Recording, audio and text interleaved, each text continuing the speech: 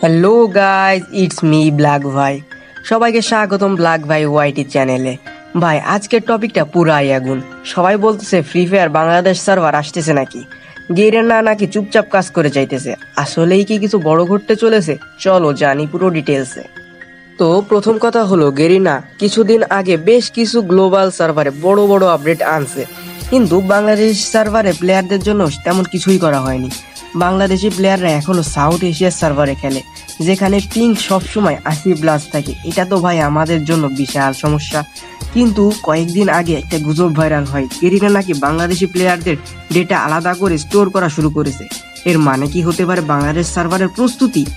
আরো মজার বিষয় হলো, কিছু ফেমাস প্লেয়ার ও ইনফ্লুয়েন্সার ইনডাইরেক্টলি বলতেছে বড় কিছু আসতেছে। যদিও গেরিনা অফিসিয়ালি কিছু বলে নাই, তবে এটি ক্লিয়ার তারা বাংলাদেশ কমিউনিটিকে সিরিয়াসলি নিচ্ছে। তোমার কি মনে হয় ভাই, 2025-এর মধ্যেই কি আমরা বাংলাদেশ সার্ভার পেতে পারি? কমেন্টে জানাও তোমার মতামত।